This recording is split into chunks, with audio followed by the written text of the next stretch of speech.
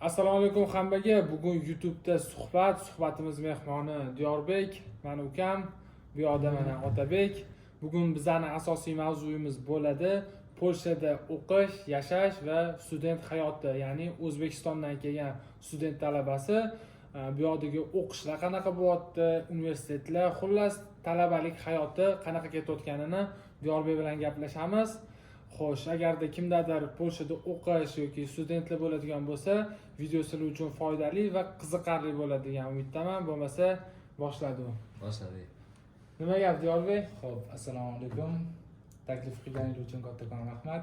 Bu birinchi sonimiz. Aha, birinchi sonda birinchi mehmon, birinchi podkast. Xo'p, men ismim Diyorbek Hayitov va hozirda men 20 yoshdaman va men University of Warsaw, ya'ni Varshava universiteti talabasidaman va biznes o'rganaman. Meni soham business and management. Hozir birinchi video bo'lganiga hamma deputatskiy gaplashyapmiz. Iloji boricha nachili gaplashamiz. Menda muammo yo'q, chunki men anchadan beri yutib qolaman. Bo'lmasa, katta joyga o'tib olamiz. Diyor, mana O'zbekistondan kelishingga birinchi o'chirtda turtki bo'lgan narsa nima? O'zbekistonda ham universitetga topshira olarding, IELTS ham yetardi, xohlagan universitetingga shundoq kirsang bo'lardi. Nimaga aynan Polshani tanlading? Maktab bitirganimdan keyin men o'zimizga topshirganman institutga. U payt IELTSim yo'q edi. Institutga topshirganman, lekin kira olmaganman. Ikkinchi yil ham harakat qilib ko'rganman. Ikkinchi yil o'zimizga topshirmaganman, Saudiya Arabiyaga, ya'ni Arabistonga topshirganman. Dokumentlarim kamchilik bo'lgani uchun u yoqqa ham kira olmaganman. Уже 3-yil qarayapman, Polsha variantroq, chunki ikkita akam ham shu yerda. O'sha sababdan qaror qildim tanlashga, Yevropa davlati bo'lgani uchun. Chunki bu yerda juda ham ko'p xalqaro studentlar, talabalar, imkoniyatlar juda ham ko'p. Shuning uchun University of Warsaw mana shu universitetni tanladim. Universitet tanlaganimda ham asosan eng yuqori, eng zo'r universitet tanladim. Yevropa bo'yicha 96-o'rinda turadi. Varshavada bilasiz, Polshada 1-o'rinda turadi. Misol, Vistula boshqa institutlar ham bor, ularga kirish osonroq. Lekin men University of Warsaw tanladim. O'zimizga ham institutga kirgandim, narxozga. Lekin narxozga kirganim aniq edi. Polshadan University of Warsawdan menga hali acceptance letter kelmagandi, ya'ni qabul xati kelmagandi. Men biluvdim, katta ehtimol bilan meni qabul qilardi, chunki men imtihondan o'tdim. Siz savol berdingiz-ku, qanaqa jarayon bo'ldi deb. Imtihon bo'ldi platformada. Bu platforma kuzatib turadi sizni, lekin kamerada ko'rmaydi. Misol, ChatGPTdan foydalana olmaysiz yoki qanaqadir AI dan foydalana olmaysiz. O'zingiz javob berishingiz kerak savollarga. Savollar adashmasam nechta edi? 15 yoki 20 tacha savol berildi. Biznesga oid. Chunki meni anaqam soham biznes va business and management. O'sha sohada menga savollar tushdi, tam anaqa supply demand, mana shunaqa narx ko'tarilganda anaqa tushadi. Xullas oddiy maktabda bo'lgan darsliklarga tegishli, unaqa qiyin bo'lmaydi. Chunki bakalavr bo'lgani uchun oddiy basic savollar bo'ladi. Shu joyda bizani ko'rayotgan odamlarga nima maslahat bergan bo'larding? Masalan, universitetga topshirayotgan hozir bolalar 18-17 yosh bolalarga nimani o'qishligisini yoki nimaga harakat qilishligisini maslahat bergan bo'larding? Bu haqida men o'zim YouTube kanalimda alohida video qilganman. Polniy proses, noldan boshlab, dokument boshlab, vizaga kirib, suhbatdan olib, hammasi suhbatga kirganlarim hammasini o'sha YouTube'ga alohida bitta qilib video qilib qo'yganman. Men hech qanaqa konsalting bilan ishlamaganman, hamma dokumentlarimni o'zim qilganman. O'zim qilib shu yerga kelganman. Shu joyda informatsiya berib o'tamiz sizlarga. Konsaltingga borsanglar, yo'q deganda O'zbekistonda $500, $1000 pul to'laysizlar. Bu bola o'zi hamma narsani qildi, YouTube kanalida ham hamma narsani o't-iddo tushuntirib o'tgan. Menimcha, любой ko'rgan odam uchun foydali bo'ladigan informatsiya bor. Diyor, o'zim ukam bo'lsa ham bilmayman oyiga nechta pul ishlatayotganini. Menga qiziq, studentlar Polshada oyiga nechta pul расход qilishadi, ya'ni universitetga borib kelish, ovqatlanishi, yashashi, produkti qilishi, xullas shu narsalarga oyiga примерно qancha pul ketadi? Hamma student uchun har xil ketadi. Men misol uchun dormitoriyda turibman, ya'ni University of Warsaw berilgan yotoqxonasida turibman. Yotoqxona 520 zlot bo'ladi, adashmasam $140-150 atrofida. Yeb ichishimga ketadi, где-то $450 ketsa kerak. Da, 2000 zlotga yaqin pul ketadi. 450, da, 2000 zlot ketadi.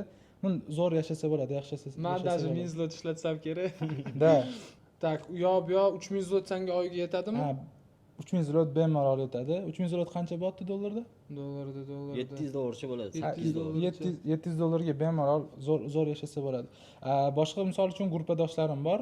Ular alohida anaqa yechgan, kvartira yechgan, kvartirada turishadi.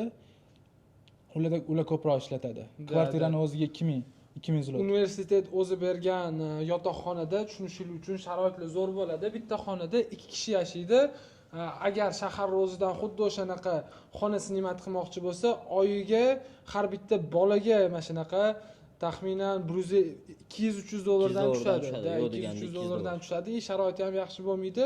Universitet yotoqxonasi har doim yaxshi bo'ladi. Xo'p, taxminan 600-700 dollar atrofida pul ketar ekan Yevropada o'qish uchun. Chunki kontragi 1 yillik to'lanib bo'lgan, bu oyma-oy rasxoti.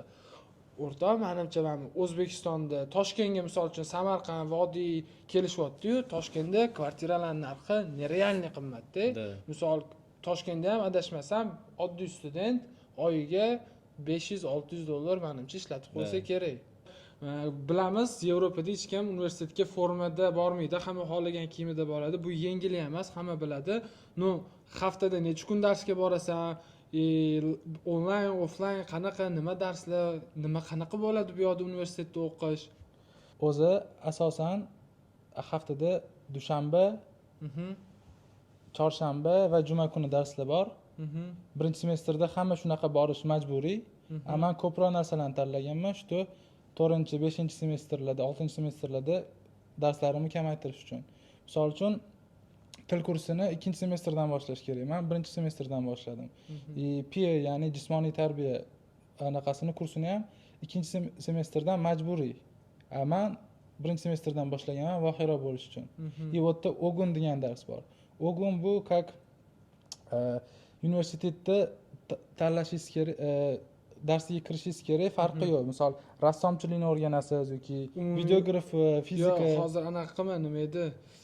Sen hozir ichkaridan polniy detallarga tushuntirib olsan, iloji boricha umumiy tushuntirsang, odamlarga tushunarli bo'ladi. Chunki bu xosani aytayotgan ogun-pogunlaringni men ham tushunmayman. Chorasam, zritel ko'rayotgan odam umuman tushunmaydi. Chorasam, haftada necha kun borasan, necha soatdan dars bo'ladi, uyga vazifalar qanaqa bo'ladi, universitetdagi atmosfera qanaqa, international talabalar dediğin asosan o'zi international talabalar kimlar? Qaysi davlatlardan o'quvchilar kelgan?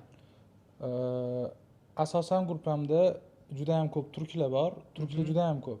Bilmadim, 40% yoki 50% menimcha turklar. Butun Yevropadagi eng ko'p kelganda millat bu turklar. Turklarning soni boshqa millatlarga qaraganda ancha ko'p. Butun Yevropa bo'yicha, ayniqsa Germaniyada. Da. Turklar ko'p, polaklar ko'p gruppamda. Bitta dona o'zbek. Ukrainlar. Bitta dona qozoq. Da, Ukraina ham bor. 3-4 ta Ukrain bor. Ukraina hamma joyda bor. Nima deb ayta olasan? O'qish bilan ishni eplasa bo'ladimi yoki odam bitta maqsad bilan kelish kerakmi, o'qiyman degan?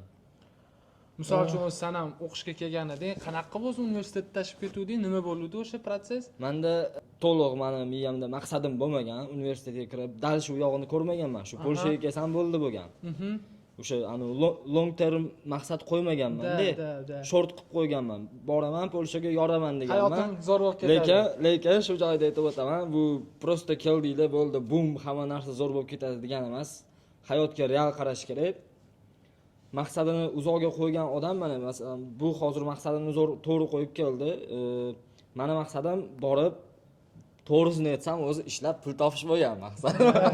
O'zi boshidan maqsadi universitetni tashlab ketish plani bo'lgan, joyga tashlab. Miyada baribir miyani burchagida bo'lgan shu narsa. Keldim, ishlab ko'rdim, boshida ishlab yurdim. Endi hech kimga maslahat bermayman, o'qish deb ishlab ketishni, o'qishni tanladinglarmi?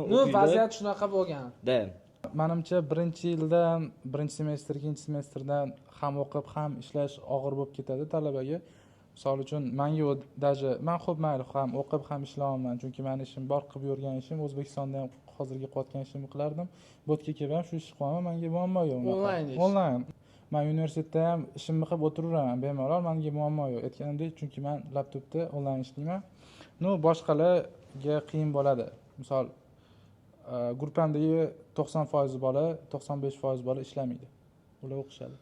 tushunishingiz uchun Polshada universitetda o'qiyotgan talabalar uchun hamma joyda ish ko'p, faqat ular hamma ishga oladi, studentlar hamma ishxonalarga kerak, lekin studentlar universitetga bormasligiga to'g'ri kelib qoladi. 10 soat, 12 soat har kuni ish. Universitetlar haftada 3 kun, eng kamida 3 kun universitetga borish kerak. Part-time 3 kun ishlab, 3 kun ishlamaydigan ishlar juda ham kamda. Maktab ishlashi mumkin, KFC shunaqa berishi mumkin. No, baribir ish bilan o'qishni balansini ushlash qiyin. Xatsabi boshida joylashib, o'rnashib olguncha qanaqadir bazaviy summasi bo'lsa, qanaqadir onlayn ish topsa yoki o'zini qanaqadir hobbisi orqali pul topadigan yoki montaj, editor, xullas onlayn kasbi bo'lsa, ancha osonroq bo'ladi. Shunaqa. O'qishlar haqiqatan qiyin, lekin men boshida qiynaldim va juda ham ko'pchilik qiynaldi. U yonimdagi o'zbek bola ham, Jamshid degan bola, u ham qiynalyapti. Tushunishga.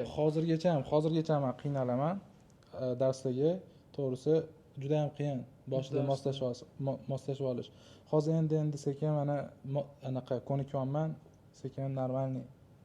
Universitetga bundoq kirgandagi o'zi ashuna qanaqa bo'ladi? Men bitta qora o'tib ketyapti, bitta ko'zi pisga o'tyapti, bitta oq quloq o'tyapti. Hozir misol kimdir o'zini erkin his qiladi yoki o'zi kimdir yovvoyiroq odamlar bo'ladi. O'zi odamlar, o'quvchilar, ya'ni har xil davlatdan kelgan o'quvchilar bir-biri bilan anaqa kayfiyatda gaplashadi yoki universitetga borganingda yoqimsiz narsa bo'ladimi yoki hamma erkinmi u yoqda? Yo'q, hamma do'stona o'zi, bemalol gaplashaverasiz. Yaxshi kutib, yaxshi muomala qiladi. Hamma o'zini erkin his qiladi. Men qarayman, даже ustozlar bilan ham tam so'kishib yoki qo'polroq gaplashsangiz ham bo'lardi. Ochiqchasi, hech qanaqa bekitib, tam uyalib, unaqa narsa yo'q. Hamma откровенный ochiqchasiga gaplashadi. Sen menga nima deyapsan deb tashab qolmaydi o'qituvchilar? Yo'q. Bemalol gaplashaverasiz. Juda ham anaqa. Men bilan siz hozir qanaqa gaplashyapsiz, ular ustoz bilan ham shunaqa gaplashadi. Eng qizig'i, universitetda yotoqxonasi necha kishilik bitta universitet dormitriyingda, o'sha dormitrining oldida nechta studentlar yashaydi? Men birinchi dormitriyda turaman, yonimizda ikkinchi dormitriy. Har bitta dormitriy 10 etajdan iborat. 420 tami bitta binoda, общий 840 ta, bir 900 taga yaqinda. Xullas 1000 taga yaqin universitetda yotoqxonasida 1000 taga yaqin o'quvchi yashaydi. Eng qizig'i o'sha 1000 ta o'quvchiga universitetda yotoqxonasini pastida klub qilib qo'yishgan. Juma shanba kunlari klub bo'ladi studentlar uchun. Mana sharoit. Da shunaqa. O'chirtib turadi. Уже u именно faqat o'sha universitetda o'qiydigan studentlar uchun qilib berilgan sharoit. Dam olish kunida klub. Chill, relax qiladi, shunaqa. Уже juma kuni. U yoqda nimalar bo'ladi endi? Kirmading bilaman. Kirsang ham men qarshi emasman. Prosta ichkarida o'zi faqat studentlar u yoqda nimalar bo'ladi? Men o'zi ko'zing ham tushgan, o'chirtga turadi deyapsan. Уже juma kuni уже qorong'i tushishi bilan уже 4da tushyapti-yu, o'chirt to'lib ketadi. Polniy, вообще to'lib ketadi. Даже bir xil yig'laganini ko'rdim-da, уже kirolmayapti-da, odam to'lib ketgan ichkarida, yig'layapti-da, cho'ng osmonga. Klubga kirolmaganini. Yig'layapti, o'tiribdi bir nimalar qilib. Ama zalga chiqib ketyaptim, ko'zim tushib qoldi. Yig'layapti-da, bir xil cho'ng osmonga. Shunday bo'ldi-da, chunki qizuvda, cho'ng osmonga shunchalik qizuvda klub.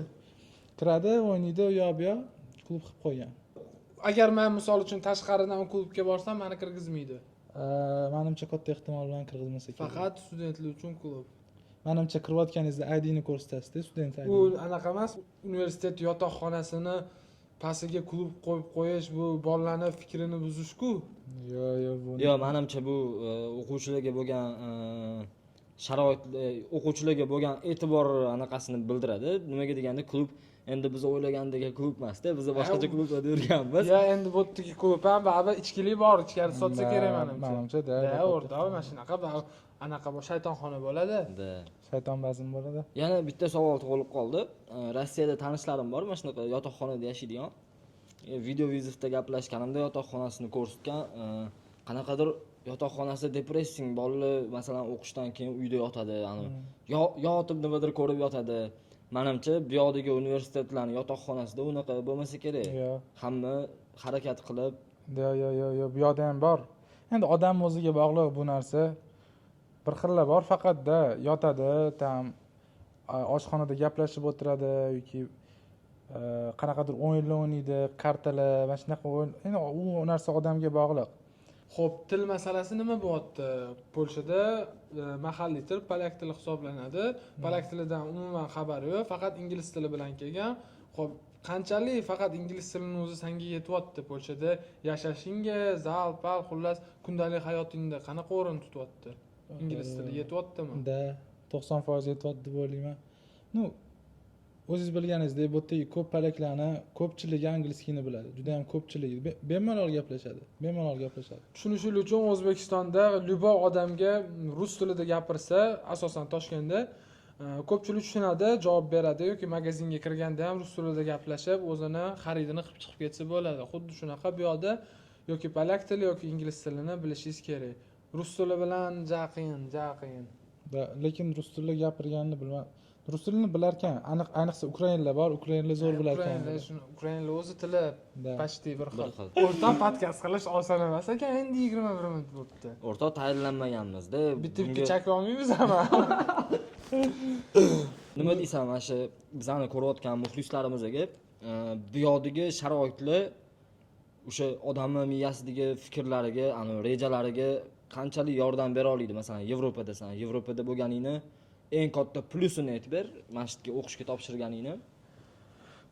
Bu kelgandan keyin qanaqadir kengroq fikrlashni boshladim. To'g'risi, hali bo'lmasa kelganimga hali hech qancha bo'lmadi. 2 oy bo'ldimi kelganimga.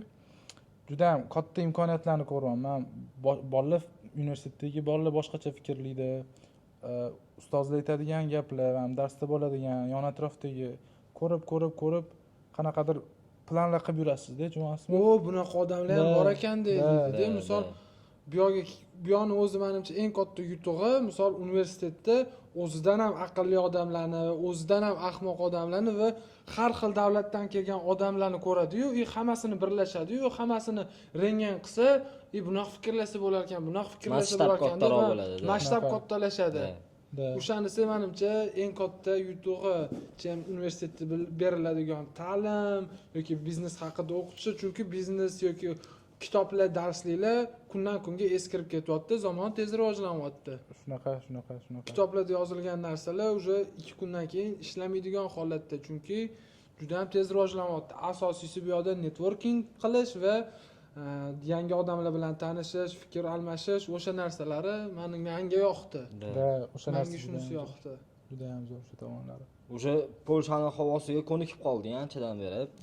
Baribir men o'zim ham birinchi kelganimda his qilganman, shu Polshaning ob-havosi suv yaqin bo'lganligi uchun, imенно Varshava yaxshi joyda joylashgani uchun qanaqa ta'sir qilyapti mana shu ob-havo. Уже ko'nikib qoldik ancha-muncha. Boshida ozgina qiyin bo'ldi. Uyqum ham O'zbekistondagi vaqti bilan uyqum yaxshi bo'lmasdan ozgina orada shamollab qoldim bu yoq. Keyinchalik zo'r bo'lib ketdi. Mana bu yerdagi havo lekin vashey jinni. Juda ham toza. Nafas olayotganingiz miyangizga boradi-da, tushunasizmi? Sen hali bahor ko'rmading-a? Yo'q. Men bahorda uchib kelganman, mana shu aeroportdan tushdim. Kelyapman. Zahodniydan o'tdim, уже shahar ichiga kirib kelyapman. Yap-yashil, daraxtlar. Bundan ketyapman deb boshim ushab, hamma yoq yam-yashil. Akam aytayapti, eng chiroyli sezonda kelding, bahor Polshadagi eng chiroyli sezon. Maza qilasan deyapti. Qarab ketyapman, shuni deyapman, уже bitta kuz keldi-yu.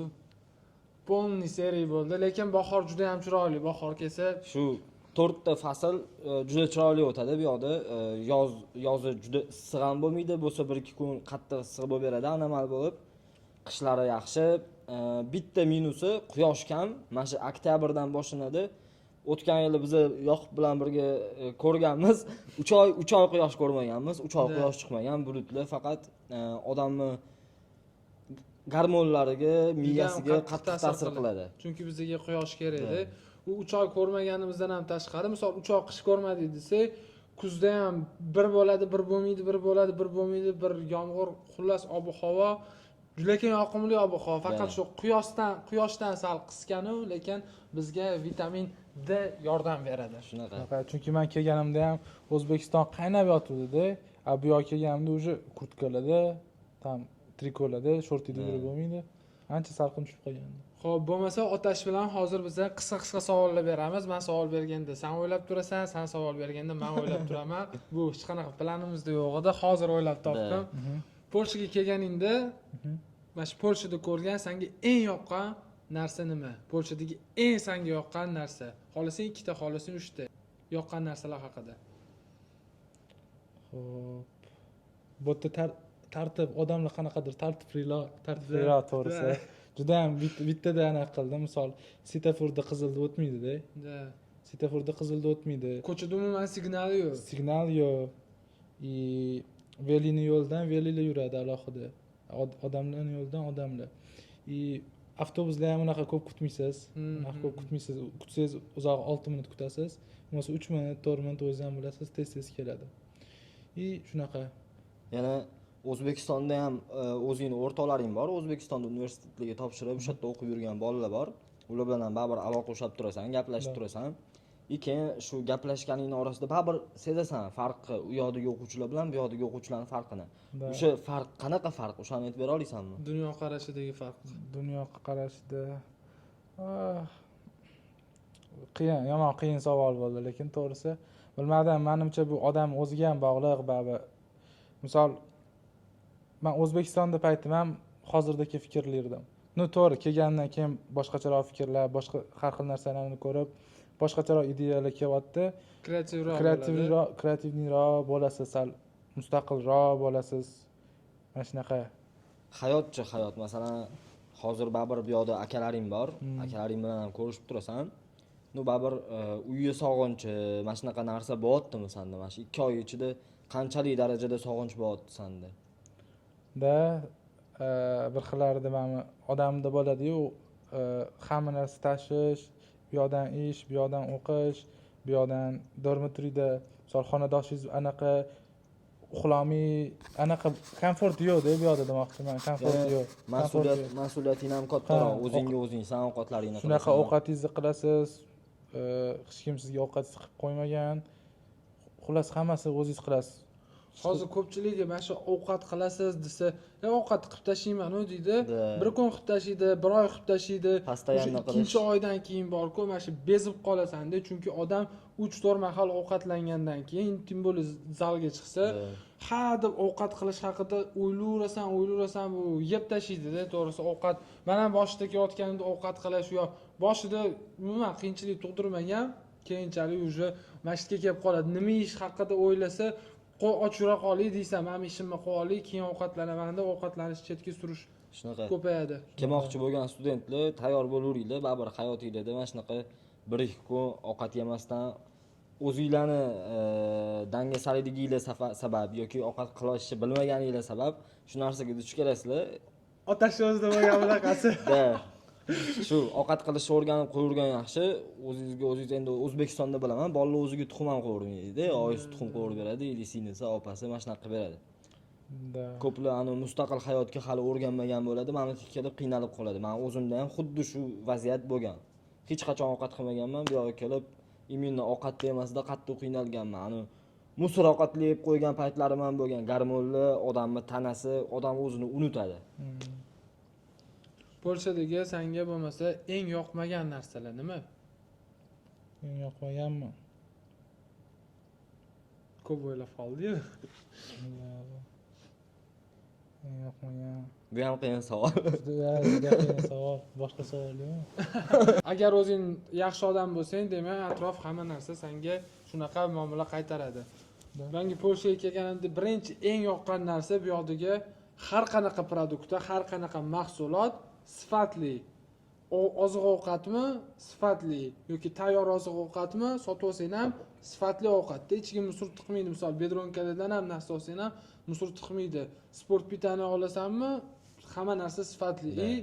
Narxlar ham sun'iy ravishda oshirilgan narxlar yo'q-da. Misol uchun bizda hozir O'zbekistonda fitnes rivojlanyapti.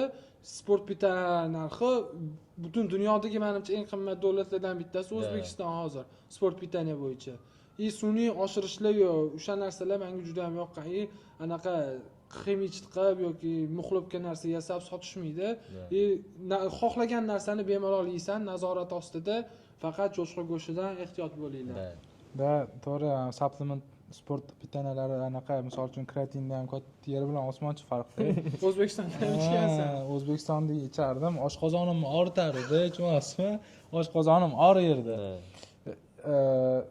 Bu yoqda ichyoman, boshqacha og'iz o'zida erib ketadi, tushunasizmi? O'zbekistondagi qanaqa? Unaqa emas. Men Mahsulot ichmaganman. sifatida farqi Da, bor значит. sifatida farqi bor.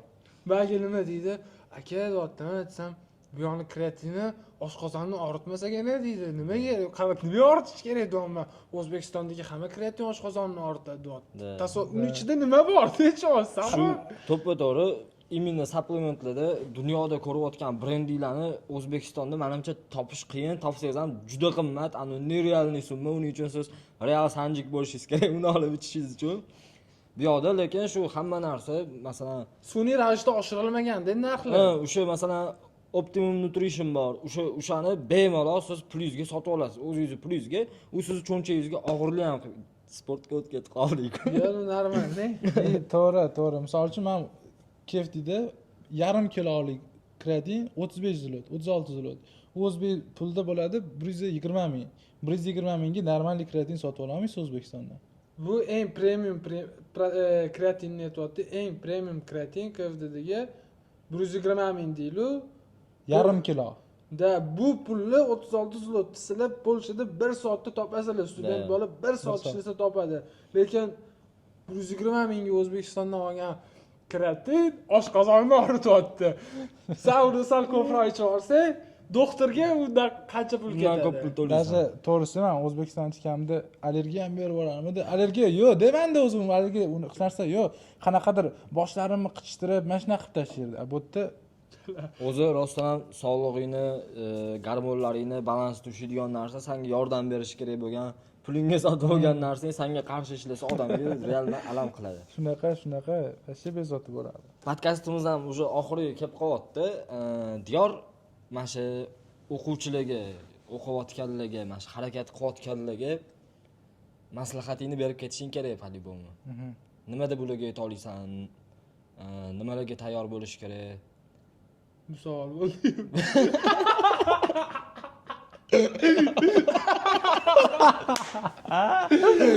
Ular misol olmadi. Menda boshqa javob bor edi. To'xta. Menda Assalomu alaykum. Assalomu alaykum. Kelish joyda qo'shib olsangiz ham bo'ladi. Voy, pizdes. Yo, ana qot o'chib qolmadimi? O'chdi. Shunda bosib olsang ham bo'ladi. Chota. Tinch. Terlab ham ketdi. Nima qolsizlar? Mendan podcast olishyapti. Saniki ketyaptimi? Ketyapti. O'pishida olaveradi, bo'ldi. O'sha otash qilyapti. Ha, oladi, otashgan, oladi. Otash? Nima bu? Kitobgami? Kitob o'qishganmi? Yo'q aka. Ha? O'yin o'ynashga. O'sha unaqa katta narsa ham kuch shart emas. O'qishdan o'zing ko'ryapsan. Shunaqa. Ishlarimizni birga anaqa qilib bermaydi.